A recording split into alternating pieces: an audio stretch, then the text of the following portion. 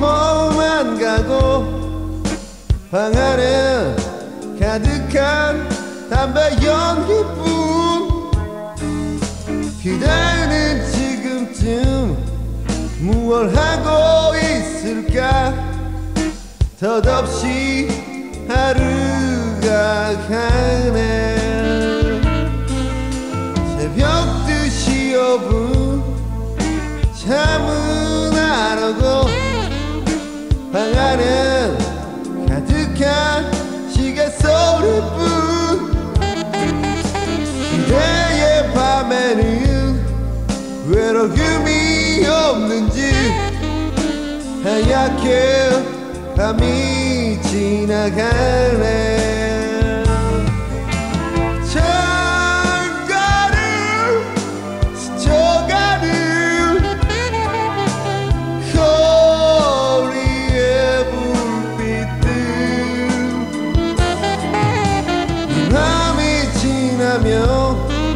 외로움이 가실까.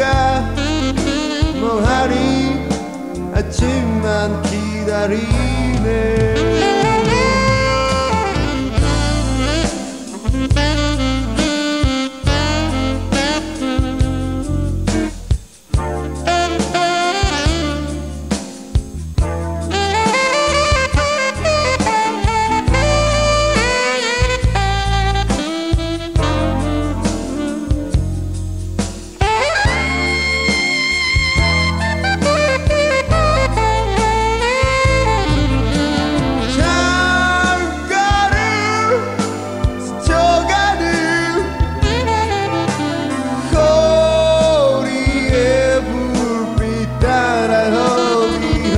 가고 싶은 마음 속에 잠겨있는 그리움.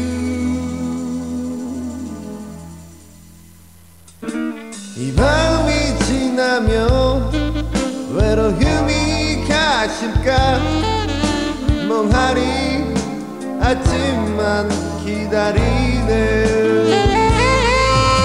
새벽 2시 5분 잠은 안 오고 멍하니 아침만 기다리네. 이 밤이 지나면 외로움이 가실까. 멍하니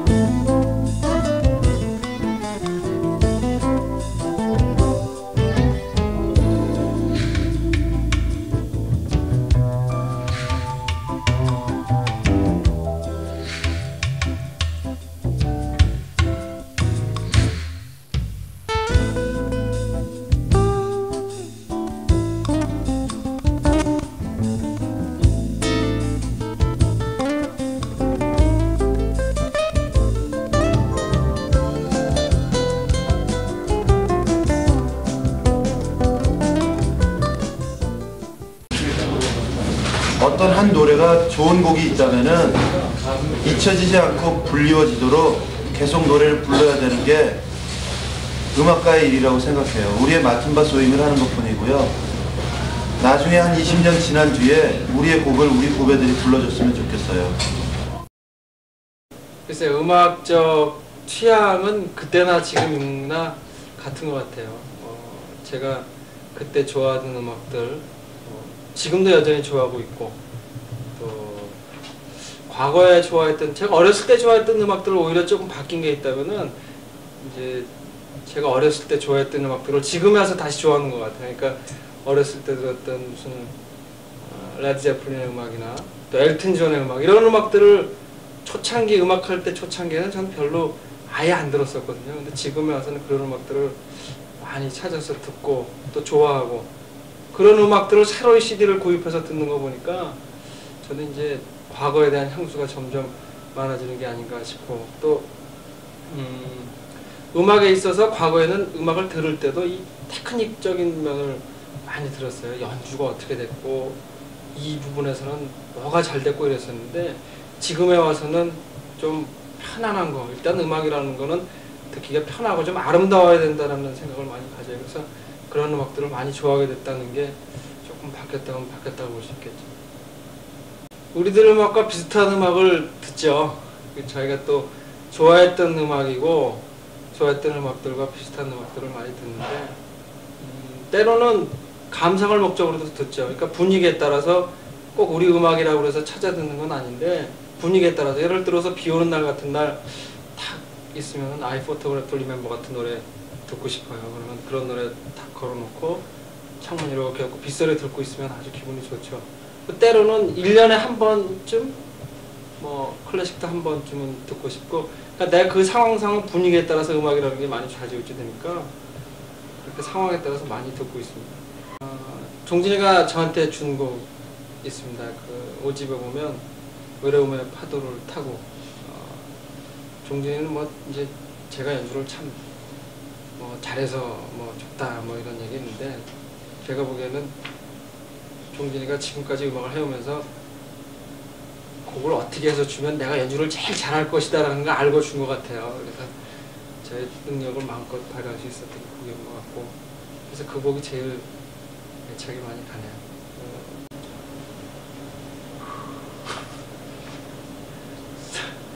사실 앨범 내놓고 신중현 선배님한테 한 번도 찾아보질 못했어요. 그래서 어떤 반응을 보이셨는지는 잘 모르겠는데, 하여튼 죄송하네요. 그리고 뭐 반응 보이셨다면 자식들 좀 잘하지, 더 잘할 수 있었을 텐데 뭐 이런 반응 보이셨지 않을까요? 아무래도 소프트웨어 문제겠죠. 그러니까 사람의 문제고 기술적인 문제가 좀 따르는 것 같아요. 장비나 무슨 뭐 이런 것들은 어차피 그 장비를 다 수입해서 우리나라에서 쓰는 거니까 다 같다고 봐요. 그러나 그 장비를 활용하고 있는 사람들이 어떤 생각을 갖고 있고 어떤 기술을 갖고 있냐에 따라서 틀려지는 것이기 때문에, 아무래도 뭐 본고장이, 우리가 하고 있는 음악의 본고장이 미국이기 때문에 그쪽이 벌써 뭐 교육적인 면에서나 기술적인 면에서나 많이 앞서 있을 수밖에 없고, 또 따라서 그런 기술을 좋은 기술을 많이 갖고 있는 사람들이 좋은 음악을 만드는데 또 큰 공을 하겠죠. 그래서 아무래도 그런 차이가 있겠고, 또 하나는 연주자들의 연주력, 음악하는 사람들이 많다 보니까 좋은 연주자들이 또 그만큼 미국에 많죠. 그래서 그런 것들이 도움이 많이 된다고 생각합니다. 글쎄요, 저는 그 음악 외적으로 다른 것을 이렇게 많이 하는 것에 대해서는 그리 긍정적인 생각을 갖고 있지는 않아요. 저는 활동 영역을 넓히는 것보다는 자기 활동 영역에서 좀 더 전문적으로 들어가서 좀 더 좋은 음악, 좋은 연주를 들려주도록 노력하는 것이 좋지 않은가 싶은 생각이에요. 아마 물론 사회가 이렇게 변해서 여러 사람들이 이제 연예인들한테 다각도로 여러 면을 요구하는 것도 뭐 바람직한 현상인지 모르겠지만, 저 개인적으로는 자기 분야에 맡은 만큼 철저한 프로가 되면은 그것이 과연 그것이 좀 더 좋은 그런 방향이 아닌가 생각이 드네요. 5집 앨범에 보면은 No Thanks To라고 나와 있죠. 거기 애틀랜틱 시티도 나와 있고 동양악기도 나와 있고 이렇게 나와 있는데, 이거 잘 대답하기가 애매한데, 사실은 그 작년에 녹음하러 갔을 때 애틀랜틱 시티를 한번 이제 그게 크리스마스 이브 날로 기억이 되는데, 그때 한번 이제 그 도박을 하러 놀러 갔어요. 그때 뭐 레코딩도 없고 뭐 크리스마스 이브 날이라 뭐 방에서 할 일도 없고, 그래서 종진이를 이렇게 탁 꼬드겨가지고 안 가겠다는 걸 억지로 끌고 갔죠. 그래서 저는 거기서 약간의 돈을 좀 만들었고 종진이 좀 잃었어요. 그래서 저는 그 돈으로 악기를 하나 조그만 걸 장만을 했거든요. 그래서 사실은 뭐 전형이 No Thanks To라고 적고 싶은 생각은 없었고 스페셜 땡스 투 뭐 이렇게 적고 싶었어요. 근데 종진이가 돈을 좀 잃은 관계로 도저히 그렇게는 못하겠다. 그래서 그게 그렇게 적혀졌습니다. 작곡에 관련된 거는 그 사람마다 그 자기가 갖고 있는 그 재능이라는 게 다 다른 것 같아요. 그래서 저한테는 그 작곡의 능력보다는 그 드럼을 잘 칠 수 있는 그런 능력이 있는 것 같고, 또 아까도 말씀드렸듯이 그 활동 영역 뭐 이런 부분에서 제가 말씀을 잠깐 드렸는데, 자꾸 활동을 넓히는 것보다는 자기 분야에 충실하고 그 분야에서 최고가 되는 것이 더 바람직하지 않나 하는 생각이에요. 그리고 뭐 노래도 마찬가지겠죠. 뭐 노래를 뭐 여러분들이 왜 하나하나 자꾸 궁금해 하시는데, 그 간단한 원리예요. 못하니까 안 하죠. 그 기준이라고 하면 저는 양심의 문제라고 생각을 해요. 그 작곡자가 과연 그 곡을 의도적으로 뱉겠느냐, 어떤 곡을 아니냐에 따라서 저는 표절이냐 아니냐가 생각된다고 생각을 해요. 그러니까 그 어떠한 곡을 씀에 있어서 남들은 다 모르고 작곡자 혼자만이 요 곡을 그대로 이제 표절을 해야 되겠다 작정을 하고 그대로 뱉겠다 그러면은 이 세상에 아무도 모르고 그 사람 작곡자 혼자만 알고 있다 그래도 저는 그건 표절이라고 생각합니다. 그렇기 때문에 그 반대인 경우라도 마찬가지고요. 물론 뭐 누구나 다 표절하고 해도 본인이 의도적으로 한 게 아니고 어떤 음악을 많이 들으면 영향을 받아서 그렇게 분위기가 자연스럽게 나온 거라면 저는 표절은 아니라고 생각해요. 중요한 자질이라고 말씀을 하셨으니까 일단 음악성이 중요하다고 생각을 해요. 뭐 음악이라는 거는 일단 뭐 교육으로만도 되는 것도 아니고 또 뭐 노력으로만 되는 것도 아니라고 생각을 해요. 음악적 자질을 위해 어떤 일종의 교육과 노력이 플러스됐을 때 진짜 좋은 음악인이 될 수 있지 않나 그런 생각을 합니다. 근데 한간에 보면 너무 음악성만을 믿고 어떤 교육이나 자기의 뭐 노력이나 일단 습작이나 이런 것들을 전혀 게을러 하는 분들도 많이 있는데 그것은 절대 옳지 않다고 생각을 하죠. 글쎄 음악을 만들 때 뭐 저의 경험으로 봐서 제가 또 드럼을 치기 때문에 저의 경험에 비춰서 말씀을 드린다면 제일 좋은 거는 이 습작, 따보고 또 뭐 이렇게 베껴보고 자꾸 이런 것들이 제일 중요한 거 아닌가 싶어요. 음악을 만드는 데 있어서 제가 많이 만들어 보지 않고 또 정식으로 뭐 크게 발표를 해보지 않았기 때문에 말씀을 드릴 수 없지만 적용으로 말씀드리자면 좋은 사람이 만들어 놓은 것들을 어떤 형식으로 됐는지 습작을 자꾸 해보는 것이 제일 중요한 게 아닌가 생각됩니다. 그래서 제가 드럼을 치기 때문에 그 드러머의 입장에서 말씀을 드린다면 어떠한 이미지의 전달 이런 게 뭐 메시지 전달이 음악에 따라서 필요할 수도 있고 뭐 필요하지 않을 수도 있고 가령 예를 들어서 어떤 이미지나 뭐 메시지를 꼭 전달하겠다고 친다면은 그것에 그 상관은 여러 가지 방법이 있겠죠. 뭐 제가 드럼을 치기 때문에 무슨 발라드한 음악에 있어서는 스네어톤을 좀 깊은 소리, 뭐 무거운 소리를 쓴다든지, 뭐 심벌의 효과라서 좀 화려한 음색을 낸다든지, 또 아니면 뭐 일종의 에펙트 효과, 뭐 빗소리를 낸다든지 이러한 것들이 많이 적용이 되겠죠. 그러니까 뭐 그런 반면에 또 메시지가 필요 없는 경우라면 굳이 그 일반 소비자들한테 음악이라는 거는 자기가 감동하기, 이렇게 감상하기 나름이기 때문에 그 어떠한 분위기를 뭐 강요를 할 수는 없는 문제거든요. 자기가 뭐 이런 기분일 땐 이런 기분에 맞춰서 들을 수 있는 것이 음악이고, 저런 기분엔 또 저런 음악이 저런 기분으로 들을 수 있는 것이기 때문에, 글쎄 그것은 뭐 반반, 글쎄요, 소비자의 그 취향에 따라 다르다고 생각이 드네요. 그러니까 데뷔 당시하고 지금 비교하면은 뭐 음악이 좀 바뀌었다 뭐 그렇게 느끼는 사람들도 있는 것 같아요.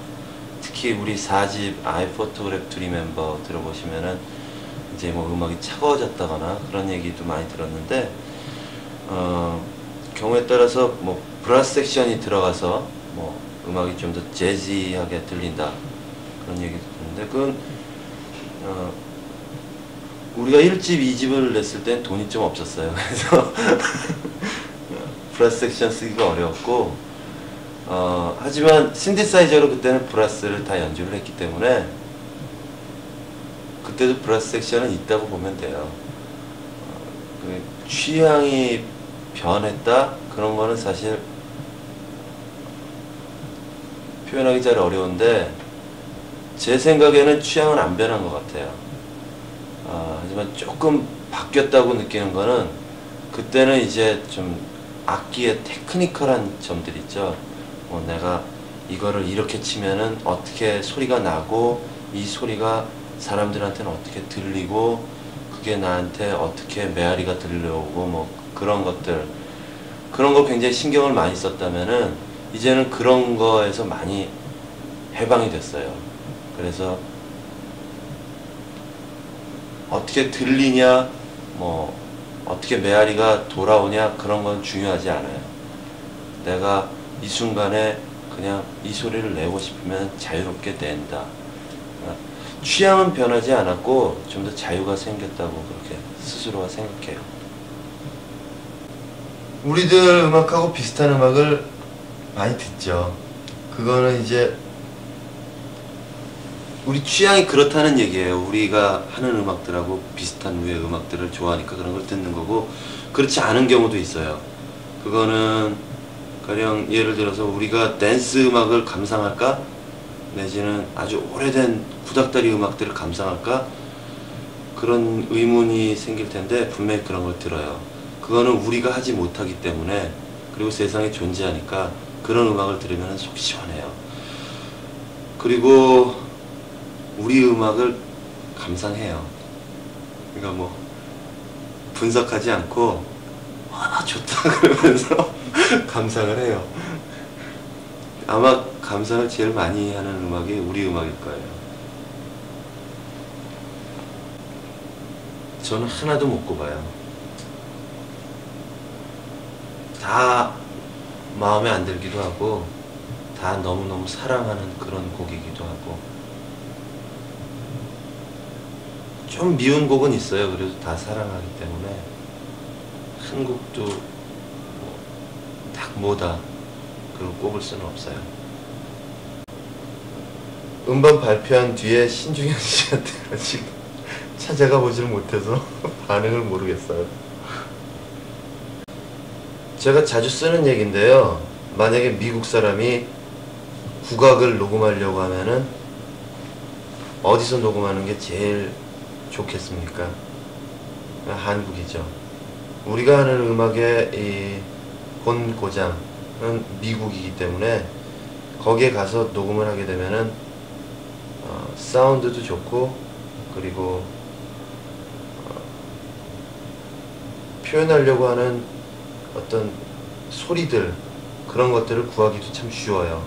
그런데 조금 한 가지 아쉬운 게 있다면은, 그 사람들이 우리의 그 가사를 알아듣지 못하기 때문에 믹스다운이라고 하는데, 그 믹스다운 과정에서 우리의 가사를 모르는 이유 때문에 분위기가 조금 바뀔 수도 있어요.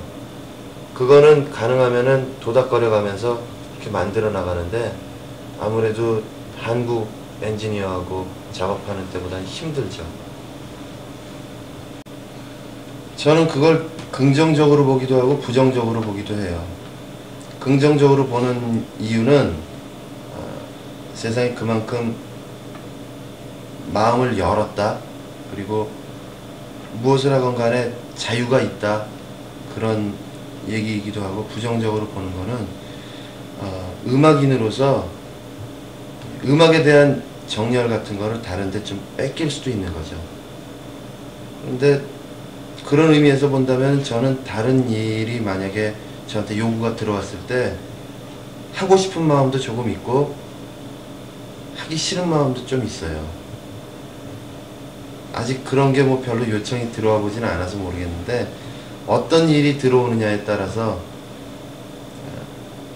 결정이 나겠죠. 가령 무슨 영화에서 진한 사랑을 하는 남자 배우로 출연을 하겠느냐? 그럼 저는 싫어요.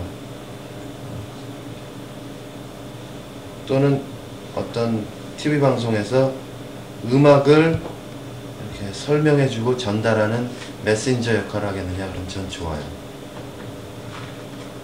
그 질문이 중요할 것 같아요. 그거에 대해서는 제가 어떤 예술적인 행위에 포함되어 있고 싶다는 그런 욕심을 얘기하는 것 뿐이에요. 어렸을 때 갖고 있던 꿈, 그런 거죠. 그러니까 누구는 음악을 하고, 누구는 미술을 하고, 누구는 사진을 하고, 여러 가지 것들이 공존하는 세상에 내가 포함되어 있기만 해도 행복하겠다는 그런 얘기고, 연극이나 영화에 관한 거, 그거는 연극은 사실 안 봐서 잘 모르겠고, 영화는 이제 욕심이 좀 더 커지는 거죠. 그리고 그거 영화를 이렇게 감상할 때 보면은 내가 그 속에 속해 있고 싶다는 그런 느낌보다는 요구사항이 있어요. 영화 음악 또는 음악과 관련된 어떤 영상이 음악을 반드시 필요로 하는 영상인가, 내지는 그렇지 않다면은 음악이 없어도 되는가, 뭐 그런 거를 영화를 보면서 음악에 대해 생각을 해요. 생각 같아서는 영화 음악을 한번 해보고 싶은 생각은 있어요. No Thanks to 동양악기요? 예. 5집 음반 녹음하면서 거기서 크리스마스를 맞았어요. 그런데 크리스마스 이브 날로 기억되는데, 전태원 군이 아틀란틱 시티에 도박하러 가자고 꼬시더라고요. 전 안 가겠다고 그랬는데, 전태원 군 하는 얘기가 그럼 혼자 가야지 그러는데, 친구로서 그냥 보낼 수는 없잖아요. 그래서 따라갔다가 한 돈 1,000불 넘게 잃었어요. 그 이유 때문에 No Thanks to Atlantic City 그렇게 적었고요. No Thanks to 동양악기도 아마 여러분들께서 뭐 어떤 식으로 상상하시겠지만 그것과 흡사한 뭐 그런 게 있겠죠. 전태관 군이 작곡한 곡이 없죠. 그렇지만 여러분들이 음악을 하신다면은 그거는 좀 다른 각도에서 해석이 될 거예요. 전태관 군이 작곡을 하지 않고 저작권협회 이름이 등록이 안 돼 있다, 그거는 능동적으로 작곡을 안 한다, 뭐 그런 의미인데, 사실은 알게 모르게 제가 작곡하는데 힘이 되고 있어요. 그러니까 전태관 군이 즐기는 음악, 전태관 군이 연주하는 스타일, 뭐 그런 거를 제가 항상 감지하고 있기 때문에 저의 음악도 전태관 군의 영향을 받기 때문에 또 이런 음악이 그동안 작곡이 됐었던 거죠. 그리고 전태관 군이 노래 안 하는 이유는 모르겠어요. 제가 생각해도 뭐 잘 모르겠는데 저보다도 노래를 잘하는 것 같아요. 근데 물어보면 대답을 안 하는데 한번 전태관 군한테 한번 물어보세요. 이런 질문을 받았을 때 제가 늘상 하는 얘기가 있어요. 그거는 저는 한국에서 태어났기 때문에 한국말을 하는 거고, 우리 어머니가 경상도 분이시기 때문에 가끔 제가 말할 때는 경상도 사투리가 나오기도 해요. 그러면은 내가 어떤 음악의 나라에서 태어났느냐에 따라서 또 어떤 음악의 언어를 쓰느냐가 가름되는 거죠. 락 뮤직을 많이 들었다 또는 재즈를 많이 들었다, 그거에 따라서 락의 언어가 나오기도 하고 재즈의 언어가 나오기도 해요. 그리고 재즈 속에는 웨스 몽고메리의 음악을 많이 들었느냐, 리리트너의 음악을 많이 들었느냐에 따라서 웨스 몽고메리의 음악이 나오기도 하고 리리트너의 음악이 나오기도 해요. 여기에서 더 깊이 들어갔을 때 리리트너의 어떤 음악을 많이 들었을 때 그것과 비슷한 분위기가 어떤 사람의 음악에서 나왔다고 얘기를 해봐요.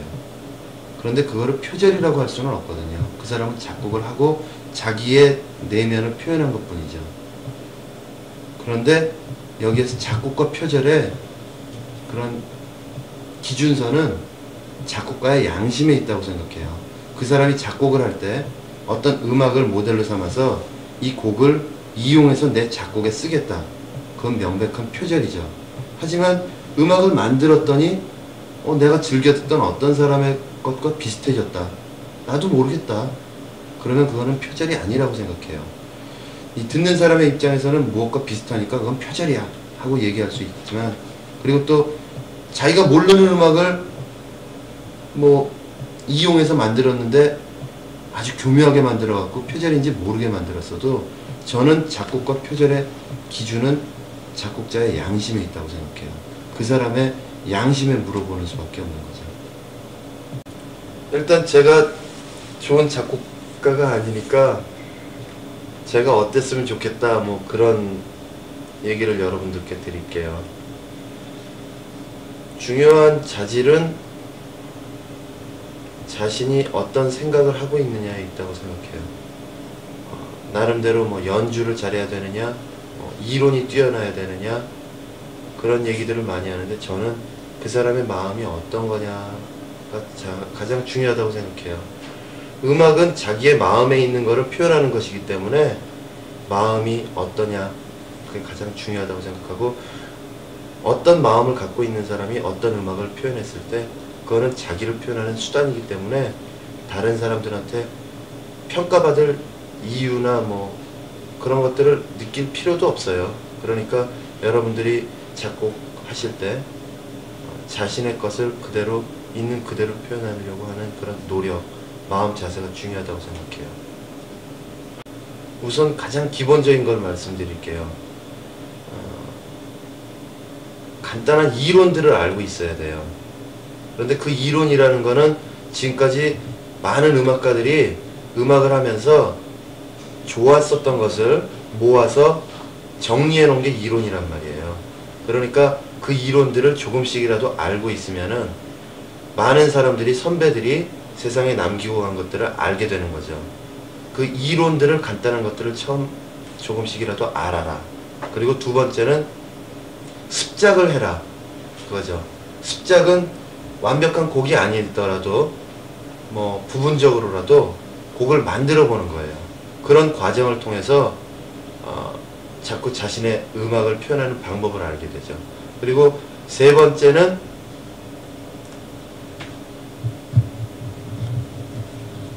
없어요. 그냥 하면 돼요. 안 하는 게 문제죠.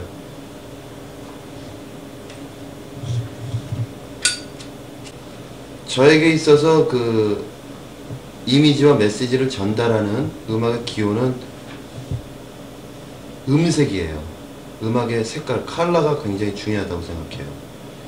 높고 낮은 것이 있고, 그리고 연하고 강한 것이 있고, 그러니까 어떤 악기의 소리, 톤을 갖고 그거를 표현하는데, 그게 저에게 있어서는 기호입니다. 혹시 봄, 여름, 가을, 겨울에 대해서 알고 계십니까? 네, 잘 알고 있습니다. 근데 그 사람들 또 무슨 일 저질렀습니까? 네, 또 그럴 줄 알았습니다. 지금 진술하시는 내용이 공개될 수도 있는 건데요. 두 사람이 그렇게 또 나쁜 건 아니죠. 그리고 음악이 또 이렇게 대한민국의 음악계에 끼친 영향이 크지 않습니까? 그리고 두 사람이 보면은 각자 나름대로 개성도 있고요. 아주 괜찮은 사람들입니다. 네, 저는 그럼 이만.